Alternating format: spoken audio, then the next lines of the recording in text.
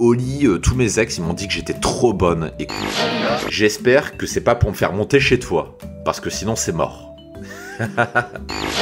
Et là, elle commence à parler de claques, elle commence à me dire que ça la dérange pas d'avaler.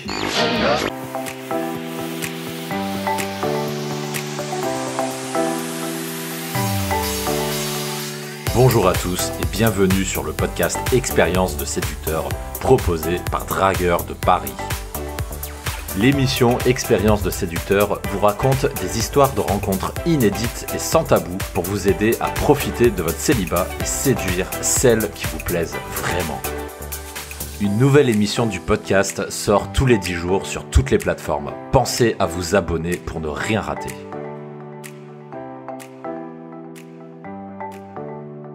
Bonjour à tous mes chers séducteurs, ici Mike, le dragueur de Paris, alias l'ancien timide, devenu séducteur. Et aujourd'hui, j'ai le sourire parce qu'on est dimanche, il fait super beau dehors, il fait relativement chaud, je reviens du sud de la France, donc j'étais allé dans mon bled à Aix-en-Provence, et il fait super chaud, l'après-midi on pouvait se promener en t-shirt, et pourtant on est milieu février, on est déjà dans une ambiance plus ou moins printanière avec les filles qui commencent à retirer les manteaux, à montrer les mini-shorts, etc. Donc vous savez que j'affectionne particulièrement cette saison, et du coup ça m'a mis de bonne humeur pour enregistrer le présent podcast où cette fois on va parler d'une femme, donc qu'on va appeler Mégane, petit clin d'œil à Renaud d'ailleurs, qu'on va appeler Mégane et qui est une Parisienne que j'avais rencontrée, donc si vous écoutez l'émission dans l'ordre, que j'ai rencontrée 1 ou 2 semaines, je sais plus exactement, à mon arrivée sur Paris, et qui était l'apologie de la Parisienne par excellence, c'est-à-dire la nana qui dit on fera pas ci, on fera pas ça, j'irai pas chez toi le premier soir, on couchera pas le premier soir, etc., etc., etc. Donc la Parisienne standard, on va dire. Et dans cette émission, je vais vous raconter comment ça s'est passé et comment j'ai réussi à lui faire faire l'exact opposé de ce qu'elle disait. C'est-à-dire quand elle dit « je ferai jamais ci », et ben lui faire faire. Quand elle dit « je ferai pas ça », et ben le lui faire faire aussi. Et vous allez vous rendre compte dans cette émission, donc avec Mégane, que il ne faut pas prendre au premier degré ce que dit une fille, ça c'est le premier point. Et que le deuxième point, c'est qu'on peut avoir des grosses surprises. Quand vous avez une fille qui est un petit peu méfiante, un petit peu timide, vous allez vous dire... On peut tous avoir tendance à se dire que c'est une nana qui va être nulle au lit, ou ça va être très bof, etc. Et je vais vous raconter dans cette émission les surprises que j'ai eues avec cette nana, puisqu'il y a eu des vraies surprises. Et ça va un petit peu chambouler ce que vous pensiez savoir sur les femmes. Donc accrochez-vous, je vais essayer de faire en une 20aine de minutes, pour pas être trop long. Je vais essayer de un petit peu moins parler que d'habitude, pour être plus concis. Donc prenez 20 minutes de votre temps, posez-vous tranquillement et on attaque tout de suite ce récit de drague. Nous sommes un dimanche à Paris. Et ce dimanche-là, donc comme d'habitude le samedi soir, j'étais sorti. Et je crois que ce samedi soir-là, d'ailleurs, je n'avais pas ramené grand-chose. Il s'était pas passé quelque chose de particulier. Donc du coup, je me retrouve chez moi un dimanche à me faire chier. Et quand je me fais chier et que j'ai envie de faire un date, et ben vous me connaissez, qu'est-ce que je fais ? Et ben je lance Tinder et je lance des conversations un petit peu à droite, à gauche. Et il y en avait une, et c'est celle dont je vais parler aujourd'hui, avec Mégane. Mégane, c'est une Parisienne typique. C'est-à-dire, c'est une Parisienne qui n'a jamais le temps, qui est toujours en train de faire plein de trucs, qui est toujours extrêmement difficile à rencontrer. Et vous connaissez ma méthode quand je parle avec une femme, quand j'open une femme sur un site de rencontre, notamment sur Tinder, l'objectif c'est de la rencontrer le plus vite possible. Et typiquement, si vous avez suivi, si vous êtes abonné à mes emails privés, je vous remettrai le lien en description du podcast pour vous abonner. Vous avez dû voir que j'avais sorti une formation justement semaine dernière qui s'intitule La réplique, où j'enseigne justement comment faire pour avoir un rendez-vous le plus rapidement possible. Et du coup, j'ai appliqué donc la technique que j'enseigne dans cette méthode, donc pour, en bout de quelques messages, pour éviter de passer sa vie à parler à une femme, que ça tourne en rond, que vous finissez par vous décourager parce que ça dure 3 plombs, mais que vous avez autre chose à foutre. Et bah du coup, en bout de quelques messages, j'ai commencé à parler très rapidement du date. Le problème, c'est que Mégane, comme toute Parisienne qui se respecte, n'est jamais disponible. Donc du coup, j'avais pas un grand espoir de la voir. Et je m'apprêtais même à virer la conversation parce qu'elle me saoulait, parce que à chaque fois que j'essayais de trouver, entre guillemets, un créneau, puisque ça c'est le langage des Parisiennes, chercher un créneau où madame est disponible, eh ben c'était la merde. Donc J'avais limite envie d'effacer la conversation. Et là, tout d'un coup, se passe le miracle. Le miracle, qu'est-ce que c'est? Eh ben, d'un seul coup, donc ce dimanche, donc le dimanche où je me fais chier justement, elle m'envoie un message où elle me dit qu'elle est disponible. Donc, gros coup de peau, gros coup de chance. Elle est en trajet retour sur Paris et en fait, en creusant un peu, je lui demande pourquoi soudainement elle est disponible. Et en fait, elle m'a expliqué qu'elle devait voir un cousin et qu'elle a annulé. Donc, c'est lui qui a annulé, je sais plus. Mais du coup, elle est disponible. Et vous pouvez être sûr qu'une nana qui avait prévu un truc, et quand ce truc saute et qu'elle vous dit, bah écoute, je suis disponible, c'est-à-dire que c'est une nana qui est intéressée. Donc du coup, ni une des deux, bah vous me connaissez. J'ai dit ok. Et donc c'était dimanche, il devait être vers 17h, 18h, quelque chose comme ça. Et le plan, c'était donc que Megan rentre chez elle, pose ses affaires, fasse ses 2-3 conneries, ses petits rituels habituels, et qu'ensuite, elle me rejoigne. Mais la question, c'est où? Où est-ce qu'on va se rejoindre? Et donc là, je savais pas trop, donc j'ai laissé ouvert la question. Je lui ai dit, bah tiens, propose-moi un endroit, propose-moi un bar, machin, tout. Et là, elle me propose un bar qui est, je crois, dans le 11e arrondissement, donc assez loin de chez moi. J'ai une bonne demi-heure de métro pour y aller. Et en bon feignant que je suis, eh ben, j'avais absolument pas envie de faire une demi-heure de métro pour boire un Perrier pendant 1 heure avec elle et puis repartir la queue entre les jambes une demi-heure plus tard et finalement qu'il ne se soit rien passé. Donc j'avais pas trop envie de ça. Donc du coup, qu'est-ce que j'ai fait? Eh ben, j'ai fait ma technique habituelle pour la faire venir, pour essayer en tout cas de la faire venir chez moi. Et ben tout simplement, je lui ai donné rendez-vous à mon métro. Et là, parce que je sais que c'est une question qui m'est énormément posée, comment faire pour la faire venir directement chez moi? Puisque c'était un petit peu le plan, j'ai pas envie d'aller tourner en bar, de faire encore à chaque fois la même chose. Le plan, c'était de la faire venir directement chez moi. Et comment j'ai fait? Et ben pour le date, tout simplement, j'ai commencé par lui dire, et ben rendez-vous à tel métro. Donc c'était au métro Saint-Michel, je crois, de mémoire. J'ai dit rendez-vous au métro Saint-Michel et j'ai pas précisé ce qu'on allait faire. J'ai rien dit du tout. J'ai fait aucune précision, que dalle. J'ai juste dit rendez-vous à tel métro. Elle m'a dit ok, puis leur tourne, machin, et puis elle arrive chez elle, etc. Et elle m'envoie un message sur Tinder. On ne s'est pas échangé nos numéros. Là, on est resté sur l'application. Et elle m'envoie un message pour me dire qu'elle est en route. Du coup, je dis ok, chouette. Et j'attends qu'elle me renvoie un message pour me dire qu'elle est arrivée au métro, justement, où je vais donner rendez-vous. Et pendant ce temps, ce qu'elle ne sait pas, c'est que je suis toujours au calme chez moi, en train d'attendre qu'elle m'envoie ce fameux message pour me dire que ça y est, qu'elle est au métro. Et ça arrive à peu près une demi-heure plus tard, elle m'envoie un message, elle me dit dans 5 minutes, je suis au métro Saint-Michel. Et à ce moment-là, quand elle m'envoie ce message-là, je lui dis ok, retrouve-moi rue machin. Et ce qu'elle ne savait pas, c'est que c'était le nom de ma rue. C'était le nom de ma rue. Mais elle ne le savait pas, je pense que dans sa tête, elle devait se dire que, eh ben, qu'on allait aller à un bar, probablement, mais je n'ai pas parlé d'un bar. Pas directement, en tout cas. J'ai juste dit rendez-vous dans telle rue, machin. Et elle m'a dit, ok, machin. Au départ, je lui ai pas dit ce qu'on allait faire. Et ensuite, elle m'a dit, tu m'emmènes où après? Elle me dit, tu m'emmènes où, machin. Et là, je lui ai dit, bah écoute, il y a des bars à côté, on ira se poser dans un bar. Tout ce que j'ai dit. Elle me dit, ok. Et là, elle fait la route, machin. Et pareil, je suis toujours chez moi. J'ai encore rien fait, je me suis pas préparé. Et j'attends qu'elle m'envoie un message pour me dire qu'elle est dans la rue. Et quelques minutes après, elle m'envoie un message, elle me dit, ça y est, je suis dans la rue, machin. Et là, je refais un cran en plus. Là, je lui dis, bah attends-moi devant le numéro machin, devant le numéro 78. Et là, elle me dit, ok. Et comme je sais qu'elle est arrivée dans ma rue et que je lui donne rendez-vous devant le numéro de ma porte, et ben je sais que dans les 2 minutes, elle y sera.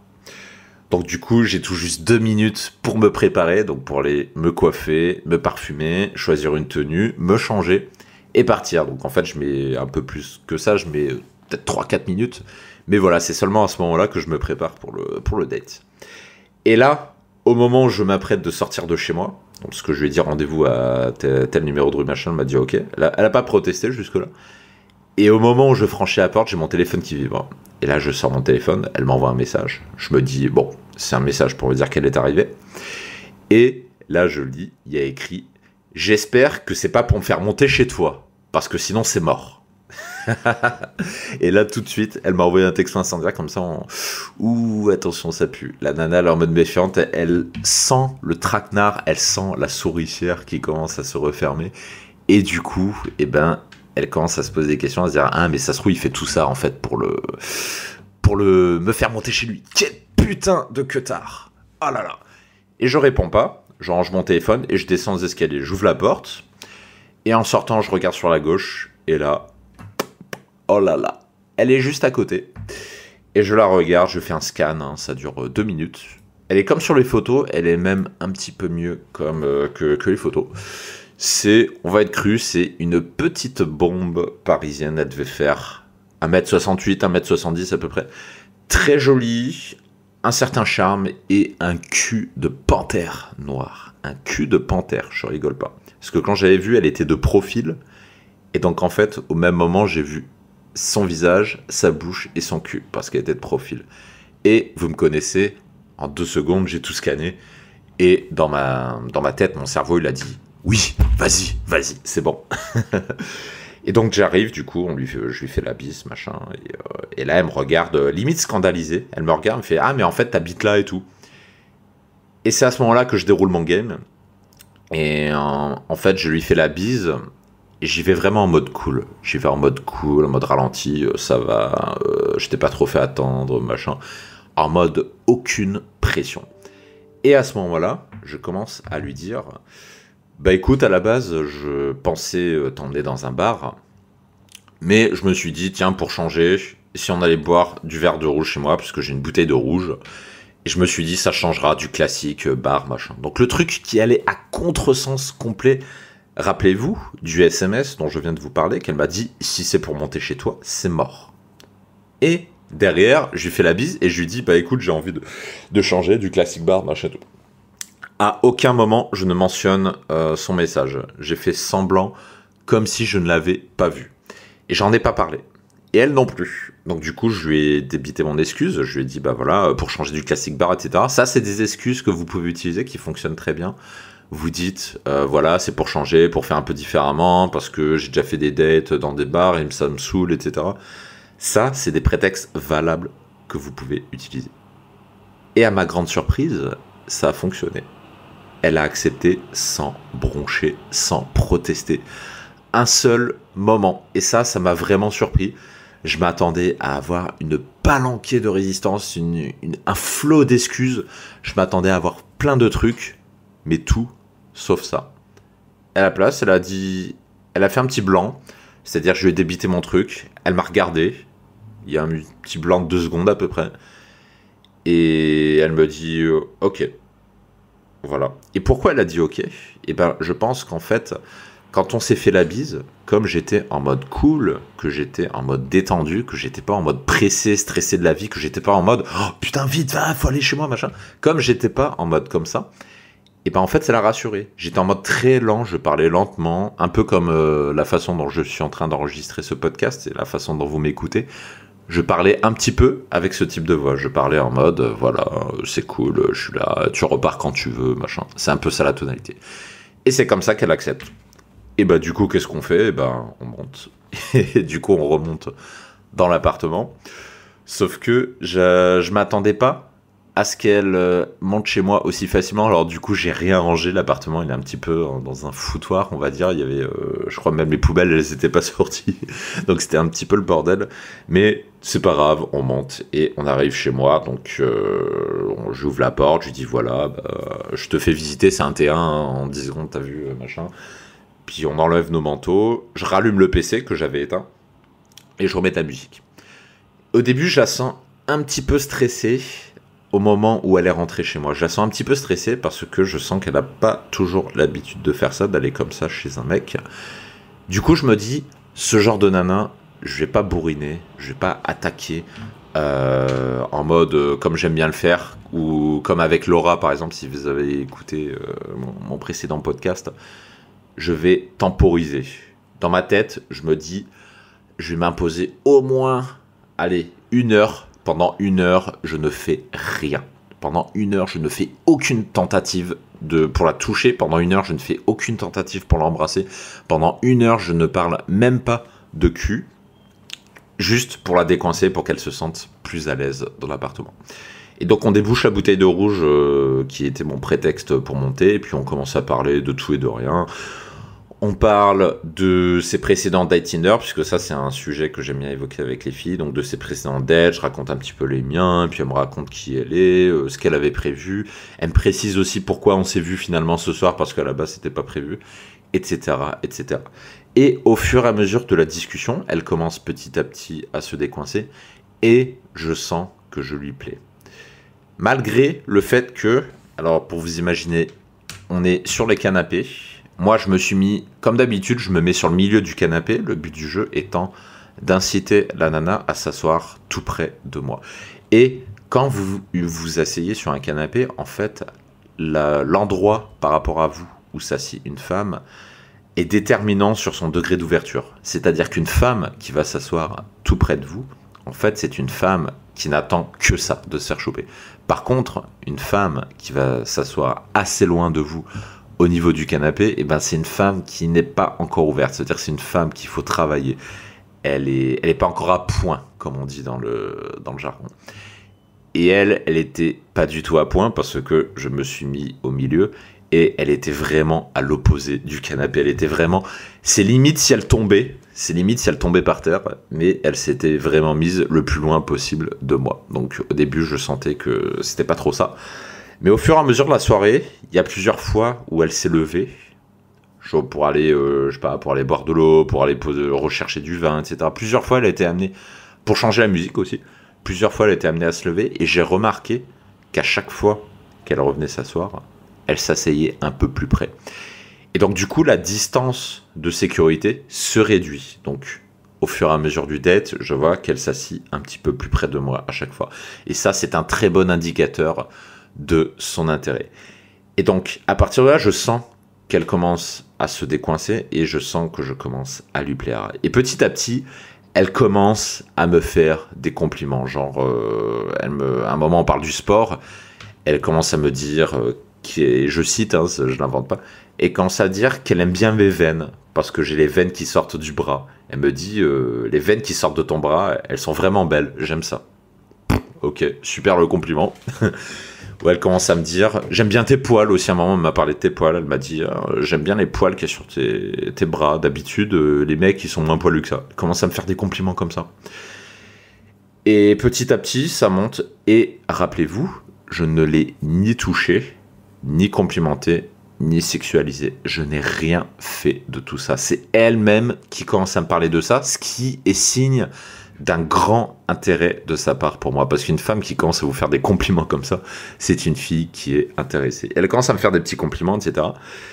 Et elle commence même à me dire des petites phrases du genre « En plus, à la base, je devais pas aller chez toi. Je me demande vraiment ce que je fais ici, mais je suis complètement folle. Qu'est-ce que je fais là ?» Plusieurs fois, elle m'a fait des petites phrases comme ça. Et la fréquence de ce genre de phrases augmente, augmente, augmente. Et puis, vient un moment, et rappelez-vous, j'ai toujours rien fait, hein, je ne l'ai pas touché, machin. On a dû parler 3/4 d'heure à peu près. Puisque je me suis imposé de ne rien faire tant que je n'avais pas de très très fort signe d'intérêt pour attaquer. Parce que si j'attaquais trop tôt, c'était le râteau assuré, ce ne serait pas passé. Et puis à un moment, elle me sort la phrase ultime. Elle me sort, je cite, je vais essayer de la retranscrire à peu près. Elle me dit une phrase du type, en fait, ouais, tout ça pour dire que tu me plais plutôt bien. Et j'adore tes mimiques, et en plus t'es plutôt beau gosse. Donc voilà, tu me plais. À un moment, elle m'a sorti ça. On était en train de parler, et d'un coup, elle m'a sorti cette phrase. Et ce discours, il a sonné un petit peu comme le déclencheur. Quand elle m'a dit ça, je me suis dit, c'est bon, c'est l'ouverture des vannes, je peux l'embrasser. Et il y avait quoi entre elle et moi? Elle était loin d'être collée à moi, hein, sur le canapé. Il y avait quoi? Il y avait 40, 50 cm de différence peut-être. Donc vous voyez qu'elle était vraiment pas collée à moi. Mais quand elle m'a dit cette phrase, plus les compliments d'avant qui étaient signes d'intérêt, je me suis dit, c'est le moment ou jamais. Et du coup, dès qu'elle a fini sa phrase, je la regarde. Avec mon bras gauche, je tends le bras, j'attrape sa nuque, je la tire vers moi et je l'embrasse. Et c'est comme ça qu'on s'embrasse. Donc, le bisou surprise, comme on dit, parce que je pense qu'elle s'y attendait pas. Et c'est passé, hein, elle m'a pas fait un râteau, donc on s'embrasse, je mets ma langue dans sa bouche, elle embrasse très très bien. Et à partir de là, le date se passe complètement différemment. Et rappelez-vous qu'une heure plus tôt, cette nana-là m'avait dit « Je ne monterai jamais chez toi ». Rappelez-vous bien de ça. Et à partir de là, donc à partir du moment où je l'ai embrassée, là, elle se détend complètement. À partir de là, elle commence... Je me redresse un peu.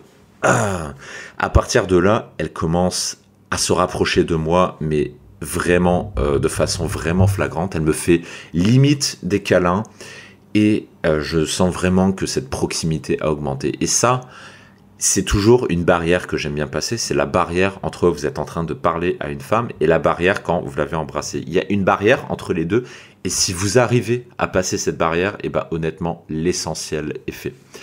Et du coup, à partir de là, elle devient beaucoup plus câline, beaucoup plus tactile, etc. Puis on continue de parler et de temps en temps, je leur embrasse, etc. Toujours pour faire grimper l'impression. Et si vous avez écouté le podcast précédent avec Laura, vous avez dû remarquer que Laura, dès que je l'avais embrassée, on avait couché tout de suite ensemble. On n'y est pas allé par quatre chemins. Et là, vous avez peut-être envie de poser cette question. Pourquoi, quand je l'ai embrassée, j'ai pas couché avec tout de suite? Tout simplement parce que cette nana-là, elle n'est pas encore à point. Elle est encore très légèrement méfiante, même si elle s'est détendue. Et comme elle avait commencé à me dire « Ouais, je ne monterai pas chez toi, machin », je me suis dit que c'est une nana qui va faire des résistances. Donc, avec ce genre de nana-là, il faut y aller de façon très progressive. Il ne faut pas bourriner, parce que si vous bourrinez, elle va se braquer. Donc, du coup, on continue à parler de tout et de rien. Je l'embrasse de temps en temps et on continue à fumer, à boire du vin rouge. Par contre, de temps en temps, elle va fumer à la fenêtre, parce que madame est fumeuse. J'aime beaucoup les fumeuses en plus. De temps en temps, elle va fumer à la fenêtre, elle regarde un peu les voisins. Comme c'est un vis-à-vis, on voit les voisins d'en face en plus. Et c'est comme ça pendant une petite heure. Pendant une petite heure, on alterne entre s'embrasser, entre aller fumer, se servir du vin, changer de musique et s'embrasser, etc. Donc ça reste relativement cool. J'ai pas été très offensif pour l'instant. Et vient un moment où on commence à parler de sexe. Et je sais plus qui c'est qui a commencé, si c'est moi ou si c'est elle, mais il y avait une tension sexuelle qui commençait à devenir vraiment forte. Et comment j'ai fait pour faire grimper cette tension sexuelle? C'est deux choses. La première, c'est le fait de l'embrasser, puisque quand vous embrassez une nana, que vous mettez votre langue dans sa bouche, que vous la tournez, déjà vous, ça vous fait bander. Et le deuxième petite astuce, c'est le fait d'être avec une fille qui est littéralement canon. C'est quelque chose qui va beaucoup vous aider à sexualiser parce que vous vous concentrez non pas sur elle, mais sur votre propre excitation. Et croyez-moi, c'est comme ça que ça fonctionne chez l'homme. Quand l'homme est excité, naturellement, l'homme va faire les bonnes actions pour faire en sorte de faire grimper encore davantage cette tension sexuelle. Et c'est ce qui s'est passé parce que j'ai toujours cette question des gens qui me disent comment sexualiser, quelle phrase tu dis. Et ça, je le redis parce que c'est vraiment important. La sexualisation, ce n'est pas dire telle ou telle phrase. Parce que la communication, les mots que vous employez, c'est même pas 20% de la communication. Ce qui va faire la sexualisation, c'est votre propre excitation. C'est ça, véritablement, qui va faire que vous allez sexualiser. Et petit à petit, on en vient à parler de sexe, donc elle commence à me dire des phrases du genre au lit, tous mes ex ils m'ont dit que j'étais trop bonne et que j'allais leur manquer. Tous mes ex m'ont dit ça le jour où on a rompu, que j'étais tellement bonne au pieu que j'allais leur manquer. Elle me dit d'autres phrases du type j'adore le sexe, je ne peux pas m'en passer, c'est presque une drogue. Ou elle me dit d'autres phrases du type, et ça vient crescendo, ça va toujours un petit peu plus loin, elle me dit moi, quand j'ai un mec, j'adore être soumise. Mais par contre, il faut que ce soit mon mec. Et quand je suis avec mon mec, il fait ce qu'il veut de moi. Et même la violence, j'aime ça me dérange même pas. Et là, elle commence à parler de claques, elle commence à me dire que ça la dérange pas d'avaler. Elle me dit que voilà, quand c'est mon mec, je peux avaler son sperme, ça me pose aucun problème. Elle me dit, elle peut même me donner des claques. Et elle continue encore plus loin en disant que ce qu'elle attend d'un mec, c'est qu'elle puisse la soumettre. Elle veut pas d'un mec soumis, elle veut d'un mec avec un caractère qui soit capable de la soumettre. Et franchement, quand vous entendez des phrases comme ça au premier date, je peux vous dire que Vous vous demandez sur qui vous êtes tombé. Vous vous dites, est-ce qu'elle est en train de faker ou est-ce que c'est vrai? Et si c'est vrai, est-ce qu'elle est à la hauteur des phrases qu'elle prononce? Est-ce qu'elle est si soumise que ça? Est-ce qu'elle aime tant que ça être soumise? Est-ce qu'elle avale le sperme du mec? Est-ce qu'elle est si bonne que ça au cul, au point que tous ses ex étaient à la limite en manque au moment où ils n'allaient plus se voir? Et c'est à ce moment-là que s'arrête la première partie de ce podcast, puisque vous la devinez, et comme à mon habitude, dans la deuxième partie, nous allons parler de la partie Q et de la fin. Et évidemment, je ne peux pas mettre ça sur les médias type YouTube et iTunes en public, puisque c'est tout simplement du contenu trop underground pour être sur ce genre de médias. Donc comme d'habitude, pour écouter la suite et fin de ce récit, je vous donne rendez-vous dans la deuxième partie sur la chaîne premium des podcasts, et ça vous permettra d'entendre la suite et fin de cette histoire, de savoir qu'est-ce qui s'est passé avec cette nana et si elle était à la hauteur évidemment de sa réputation, sachant que juste après elle a commencé à me dire des phrases du genre « je ne couche pas le premier soir ». Et rappelez-vous avant, quand elle avait dit « je ne monterai pas chez toi le premier soir », et ben après elle m'a dit également « je ne coucherai pas avec toi le premier soir ». Et donc vous aurez la réponse à tout ça dans la deuxième partie, et vous pourrez également accéder à toutes les autres deuxièmes parties des autres podcasts, des autres histoires de drague. Donc si vous êtes déjà abonné, je vous donne rendez-vous tout de suite dans la deuxième partie, et si vous n'êtes pas encore abonné, il vous suffit de vous abonner et vous trouverez le lien en description de ce podcast. Donc je vous dis à tout de suite mes chers séducteurs dans la deuxième partie de ce podcast avec Megan.